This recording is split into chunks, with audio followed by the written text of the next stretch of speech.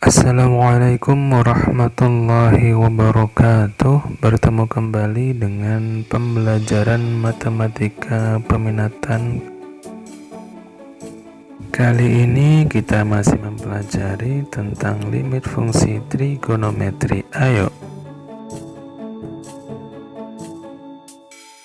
Pada pertemuan di bagian pertama, kita telah punya konsep dasar. Yang pertama dan kedua ya, insya Allah itu sudah paham.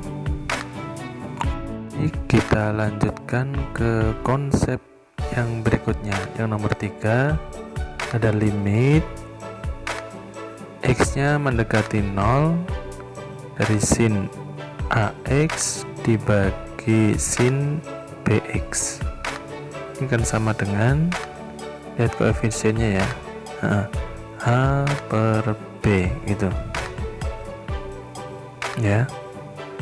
Kemudian yang keempat, limit X mendekati 0 dari tangan AX dibagi tangan BX sama dengan koefisiennya ya, A dibagi B.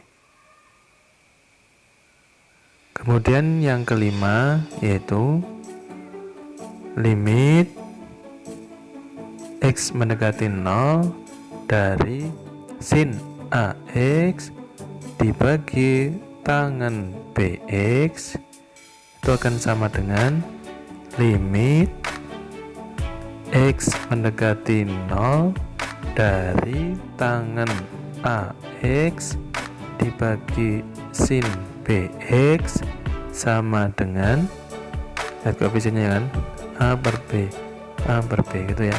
Sin tangan sin sama aja, A per B ya.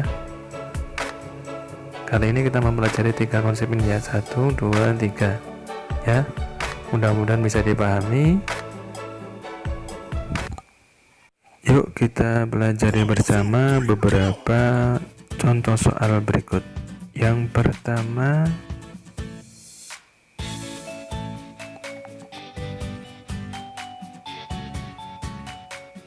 limit dari sin 2x dibagi sin 3x untuk x nya mendekati 0. Nah gimana? Lihat koefisien kan ya, 2 sama 3 itu sama dengan, berarti 2 per 3 itu ya, gampang kan jawabannya. Oke. Yang kedua, limit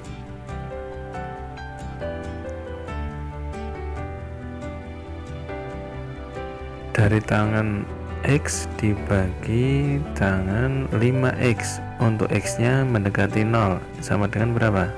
Koefisiennya kan 1 dibagi 5, 1 per 5 itu ya, insya Allah bisa. Oke, yang ketiga, limit X nya juga masih mendekati 0 dari tangan 4x dibagi sin 6x sama dengan berapa? Ini kan tangan per sin ya, 4 dibagi 6, 4 per 6 sama dengan disederhanakan 2 per 3. Gampang ya, bisa ini insya Allah ya. Kemudian contoh yang keempat, ini limit dari 3x ditambah sin 5x dibagi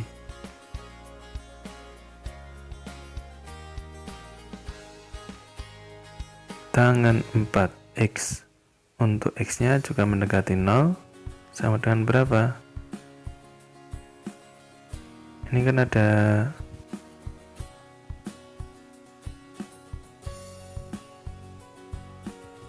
suku ya, 3x tambah, ini tambah, ada sukunya ini.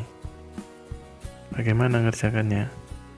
Ini kita analogikan dengan, misalkan ya, di penjumlahan pecahan ada 1 tambah 3 dibagi 2, ini kalau diuraikan kan akan sama dengan 1/2 ditambah 3/2 ya, penyebutnya sama ini juga gitu.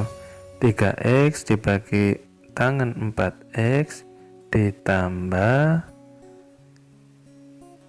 sin 5x dibagi tangan 4x.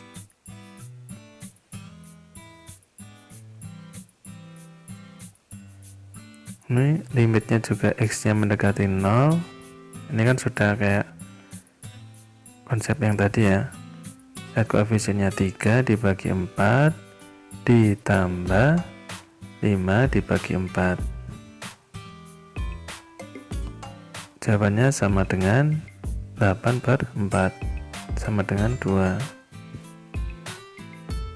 Atau langsung aja kalau kita dari yang atas itu ya, koefisien dari variabel x3 5 sama 4 gitu. Jadi jawabannya sama dengan 3 ditambah 5 dibagi 4 sama dengan 8 dibagi 4 sama dengan 2 gitu ya. Berikutnya yang nomor 5, limit dari x kali cos kuadrat 4x kurangi 1 dibagi sin 3x dikali tangan kuadrat 2x. Nah seperti ini ya, untuk x nya mendekati 0. Mana nih cara mengerjakannya? Ini ada cosnya, ada cos. Betulnya sebelumnya kita nggak ada cos. Gimana cara mengerjakannya?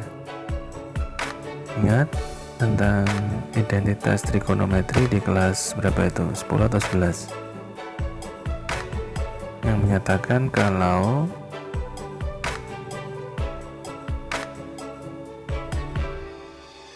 sin kuadrat x ditambah cos kuadrat x itu sama dengan 1. Tanya dengan soal di atas. Coba lihat variabel x yang di atas ada 4x. Maka kita tuliskan sin kuadrat 4x ditambah cos kuadrat 4x sama dengan 1 itu ya. Sama ini 4x ya. Ini coba kita pindah ruas. Berapa cos kuadrat 4x 1 pindah ke kiri ya, jadinya negatif 1. Yang sin kuadrat 4x pindah ke kanan jadinya negatif sin kuadrat 4x ya, itu kan. Dapatnya untuk persamaan yang ada cosnya ya.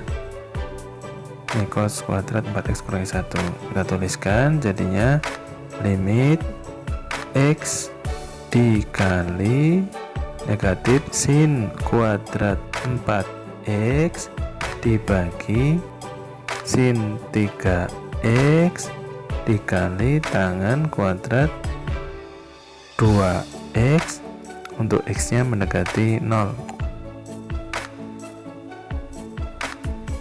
Nah yang seperti ini gimana menyelesaikannya? Coba kita pahami dulu, kita amati ya. Kita tuliskan limit x mendekati 0 dari x dibagi sin 3x dikali negatif sin kuadrat 4x. Gimana nulisnya? Kalau kita punya sin kuadrat x itu sama dengan sin x dikali sin x itu ya. Nah kalau kita punya sin kuadrat 3x itu sama dengan sin 3x dikali sin 3x itu. Ini kita sin kuadrat 4x berarti gimana? Kita tulis di bawah dulu aja ya.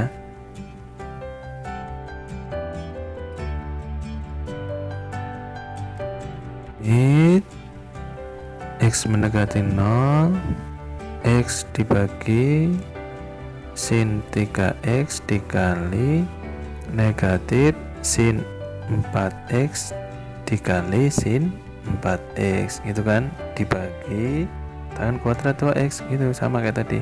Berarti kita tulis tangan 2X tangan 2X gitu ya, betul kan?